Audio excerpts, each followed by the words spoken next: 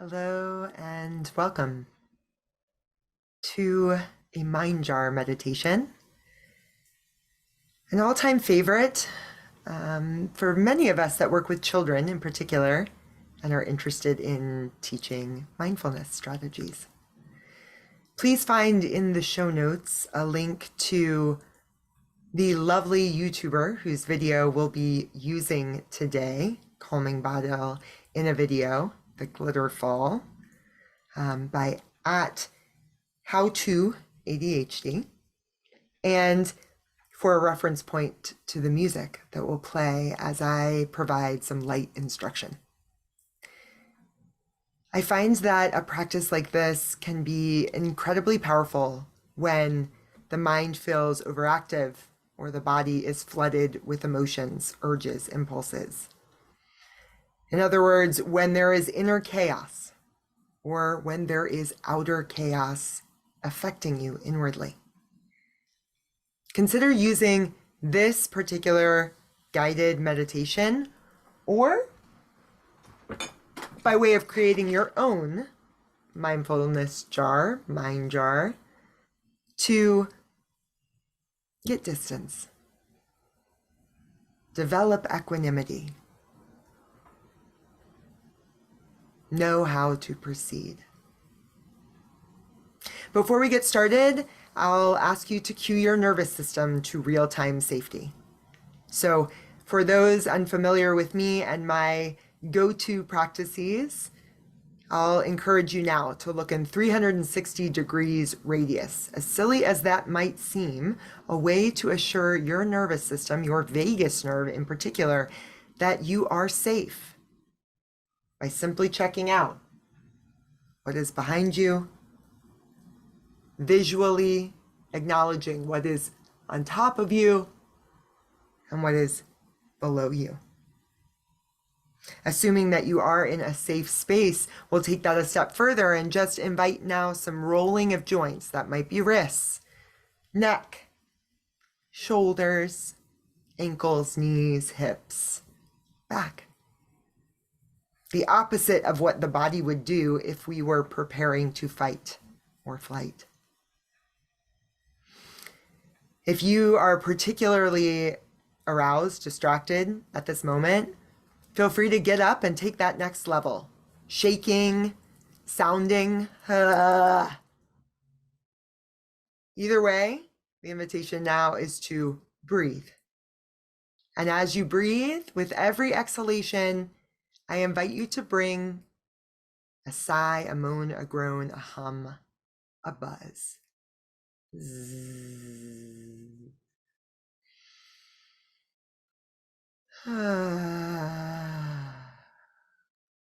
A few times now on your own.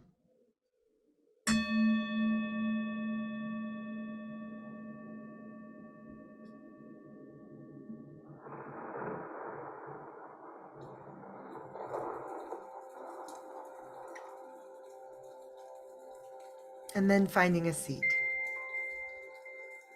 A place where you can settle in, bringing a soft gaze to the screen in front of you, and letting now that chaos, inner, outer, letting it be like the glitter in front of you. You see it,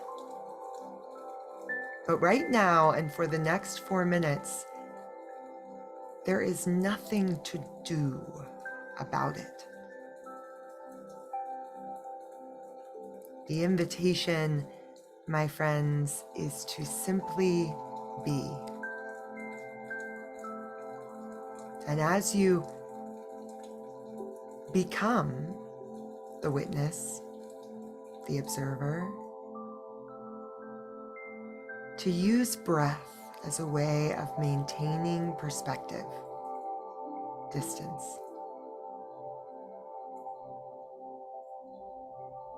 So noticing now if you can smooth out that breath, if you can soften it, quiet it.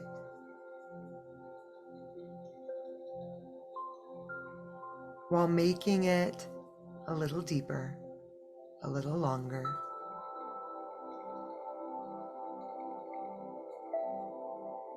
With every breath in, an opportunity to notice what is going on.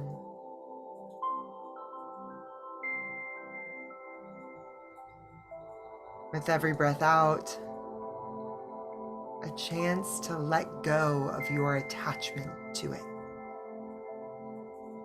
Any calls to action,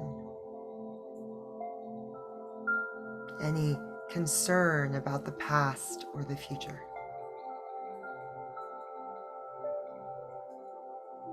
And as you breathe and you watch, notice if you can become aware of the space between. Maybe it's a silent space between thoughts, urges. Maybe it's a place of clarity where it becomes obvious what is most persistent in the mind, in the heart.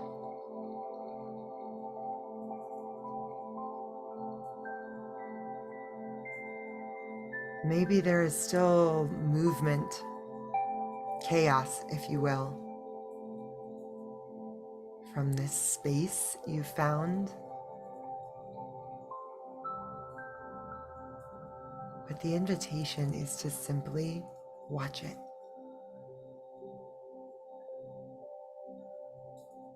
Because if you don't engage with it, emotions rise and fall, thoughts come and go. If you don't engage with it, there's a chance that things will slow down, settle down, quiet down.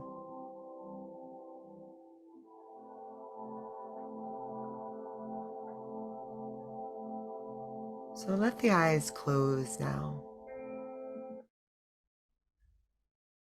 And with the eyes closed, see if you can continue to experience all that is like flecks of glitter on the backs of the eyelids.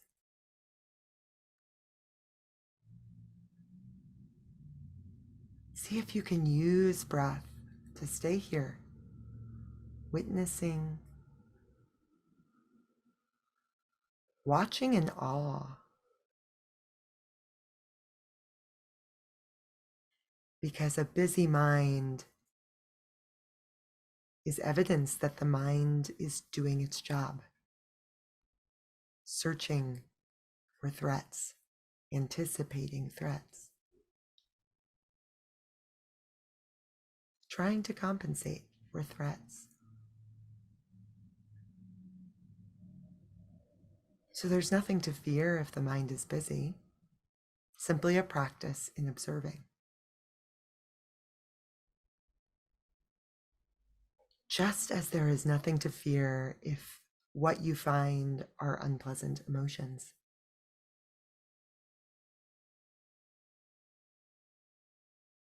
If you feel flooded or conflicted by any emotional feedback, you might reconceptualize that your autonomic nervous system is also working.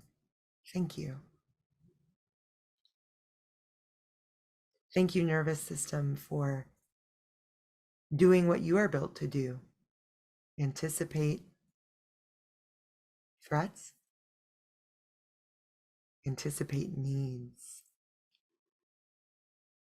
Signal me with positive chemical feedback, pleasant emotions when needs are met. The opposite, when needs are in threat. Nothing to fear. Emotions and thoughts, they will always be here if the mind and the body are working. Instead, the practice is to just be. It might help to give certain emotions or thoughts a color. Maybe anger moves inside of you as red flecks, or excitement, purple.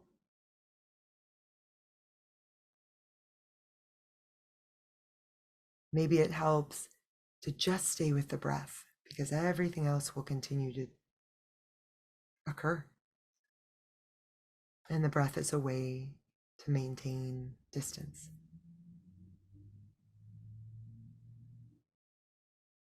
In fact, a saying in yogic philosophy, the breath is the mind made clear.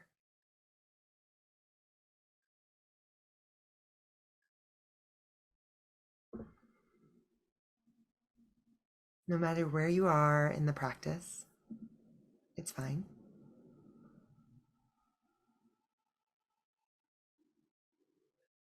But begin now to recall the room in which you are in, items surrounding you. Bring attention to the place where your body makes contact with supports beneath you. And stay with the sound as long as you can hear it.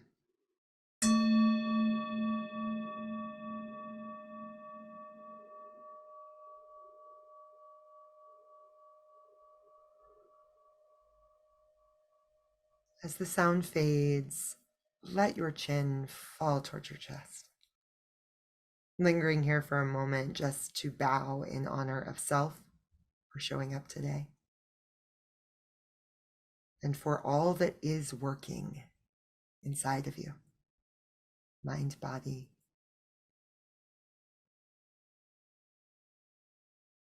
When this feels complete, you can let the eyes open and adjust away from a screen, where I will meet you here with my very heartfelt explosion. Words of encouragement to continue to practice, and hope that I will see some of you again soon in our Diabetes Sangha. Until then, be well, my friends.